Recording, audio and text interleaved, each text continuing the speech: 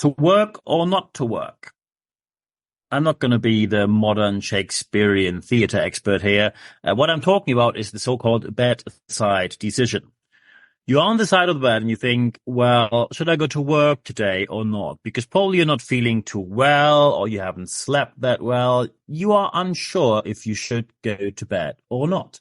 And about either going to work or not, there are lots of discussions going on right now around the world, especially as there is new regulation now that came into place, especially in the German-speaking market, which, as we all know, when one market starts in a certain way, usually other markets follow. So, for example, what we see right now is that when you call in sick, you can now do this via phone and legally binding via phone.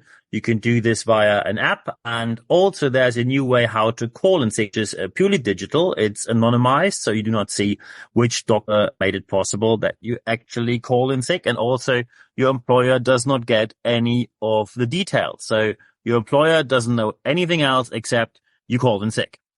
So the attestation, the certificate you receive, the medical certificate that says you're sick, suddenly is not available in detail anymore for your employer, which is new. And of course, when something's new, it normally immediately causes a discussion.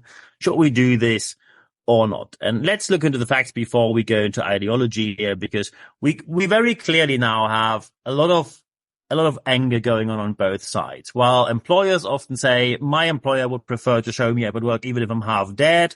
On the other side, employers often say, well, employees basically call in sick anytime they can. And of course, when you now want to be a bit shady, when, for example, you are in the UK and you tell people, well, you're on a 0-hour contract, I'm not going to pay you when you call in sick. That is nothing to be proud of. And I am a self-employed entrepreneur. I'm a liberal politically. So I'm not some left-wing person telling you off right now.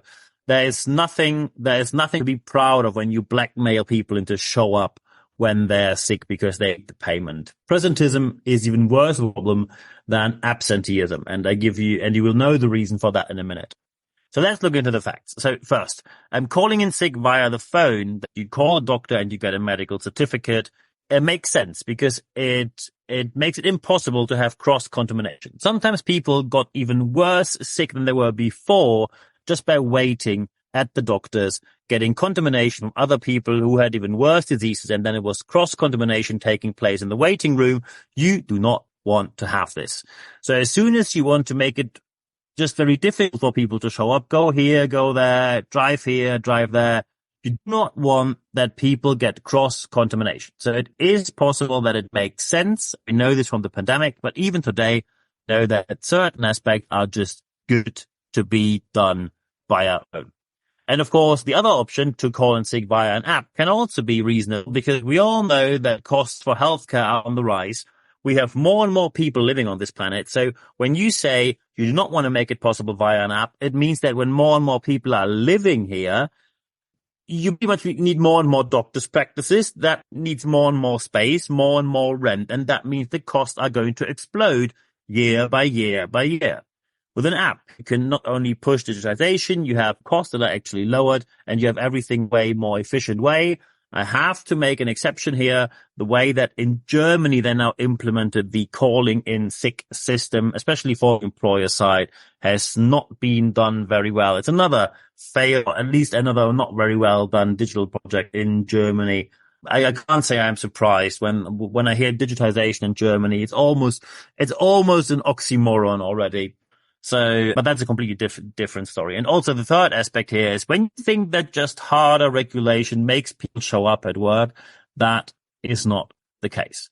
When people are sick, they're sick, and if people don't want to work on certain days, will find a reason one or another to not show up. And when you, by the way, say, oh, I can fire them then, well, in most countries, pretty hard to fire people when they're sick. And of course, when you fire them, just a small hint, there's still no one doing the work. So even if you fire them, it doesn't mean that any work gets done. You have to find someone who takes their place. You have to put job ads out there. You have to get the whole recruiting process in place. You have to get them onboarded. And that is a lot of work that costs you way more than taking care properly of how to deal with people calling in sick. And now take a look into the two sides here. Side number one is the organization. Side number two is the person. So the organization. Let's go let's take a look into your organization. For the people in your organization, what do you actually offer? Do you offer real benefits? Do you offer a great work climate? Do you actually offer a great sense of teams, a great sense of cohesion within your teams? And if not, you now have something to work on, because of course let's say, people will be less reluctant to not show up at work when they know there's a team waiting for them that they love to work for. Second aspect, just continue with the team. Do you actually have a real team appreciation? I give you a typical error that many organizations make. Most organizations claim, oh yeah, we are really valuing everyone in our team. And the reality is they value the sales force, and a bit of appreciation is left for the whole rest of anyone in the organization. It's all, and I can tell you from a failed entrepreneur who told me it's all about sales because you always find good people for the rest of the jobs. That is probably the attitude towards work from 1985. It's not all about sales. When you don't have a great team that does everything following the sales process, you're only going to sell once to every single client. So do you really offer team appreciation? Do you have team events? Is something happening for people who do their job very well? Are there real career chances, career options in your organization? I give you a practical example of how not to do it. And in my circle of friends, one of my friends who's now working for a major fashion brand, and he's working for them in London, and he was now ready for head promotion. He's leading quite a business unit there for a while. And now they said, well, you could now actually lead all the stores. However, you can't because you don't have a bachelor's degree. And he then rightfully said, well, I'm doing this job already for 5 years, so why can't I now officially receive the title and the payment? And I said, yeah, because you don't have a bachelor's degree. And when he asked, why is this relevant after working for you for 10 plus years? They only said, sorry, it's a court guideline. If you have any of such guidelines in place, good luck. You're still way behind what the market demands from a modern organization. And by the way, I don't want to say here degrees are bad. Absolutely not. The opposite is the case. However, there are people who are up to the job without a degree, and then please appreciate them. A third aspect about the organization is, do you actually have a proactive design of your organizational culture? And I mean proactive design of organizational culture beyond marketing claims. I am, and I have to be straightforward here, I am absolutely fed up with organizations where they tell me, oh, we values, and it's about respect and teamwork.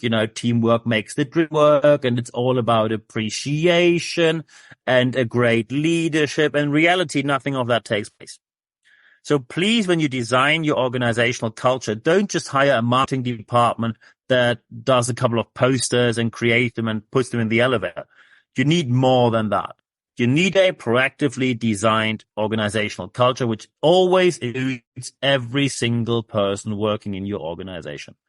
Yes, that's quite a bit of work. That is your work. It's your job to do that. But also we have to see the personal side. So let's look at the person. So let's say you're sitting there, or you're on the side of your bed and you think, should I work today? Yes or no? So what is the situation in the organization? And if it's not positive, if it's not great, if it's perfect, if it's not even good, or if it's below the average, maybe even, did you address that? Because if you didn't, why didn't you? It's important that you address it, because addressing it gives the organization the chance to actually create a better organizational culture. And any organization has the right to create a better organizational culture. You have annual appraisal interviews where you can criticize your leaders and they can criticize you. You can tell them what you like or dislike. If you do not give them a chance to make anything better, then there is no chance that they can become better. And it's absolutely unfair that you decide not to show up at work because you just don't like the way they work. You have to address the issue. It's your part of the game. And by the way, I'm only talking about the moral and ethical part here. From a legal point of view, it is never allowed not to show up at work only because you don't like to or you don't feel like it.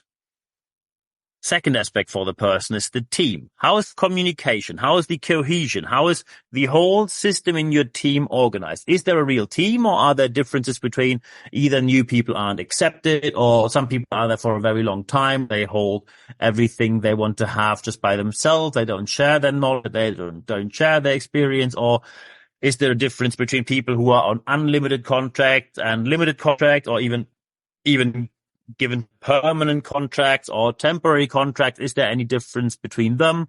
If so, please address that.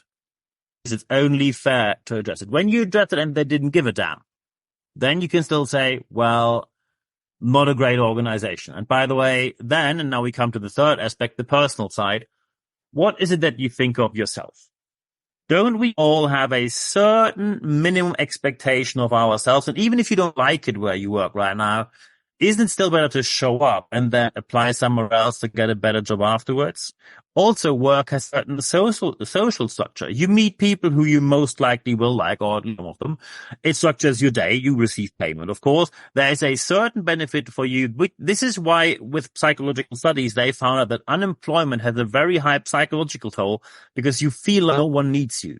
And that is something which no one likes. No one likes to be the person where you think you feel useless to society and useless to yourself, your family, and your friends.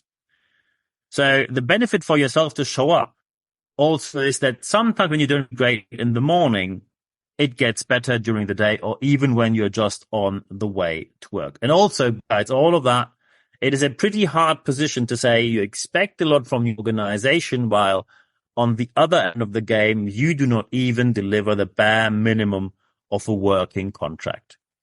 And I think that is a very problematic situation in which we are right now. And just telling you one of my personal stories.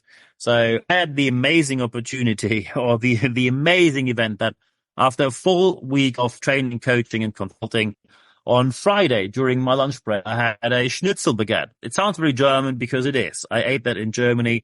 And on my way to my partner, I realized that obviously the schnitzel baguette wasn't produced in the way it should be. So arriving at the hotel where we stayed at, the only thing I had to do is spending basically the whole night on the toilet, and every orifice of my body gave everything it could. And I'm not going into any more details, no worries. However, easily I could have said, look, beginning of next week, I'm not going to do anything because you feel a bit weak. And of course, you lost a lot of nutrition, everything in your body is basically out. You need to recover, etc. So what did I do? I went to the pharmacy. I purchased medication. I put myself into bed strict for 48 hours and I recovered during that time. I could probably, and I'm now arrived already where I'm delivering seminars again in 2 days, where I'm delivering a day's seminar by tomorrow, starting tomorrow. And I could easily have said, look, this is force majeure. It's a higher force. I can't deal with that. It's not my fault. I just call in sick and I cancel the seminar. However, if we want to have a society that prospers, it always means that we go one step further than others do. If every single one of us says we deliver the bare minimum or even less, but we expect to get way more, we will run into deep, deep trouble in the very near future. I'm not even talking about pension funds. I'm talking about social cuts. I'm talking about a lack of financing for social services. I'm talking about a lack of economical power, because the wealth we have in the country of Germany, where I came from, I'm now not living there anymore. This wealth has to be worked for. It doesn't magically appear. And we will only achieve this when we all probably sometimes when we're on the bad side say, hey, let's just do this day instead of staying in bed. And I hope you will decide the same. And I know that some people now will disagree, and I'm happy to get into a discussion with you. Feel free to email me. You find my email just in the show notes of this podcast, nb@nb-networks.com.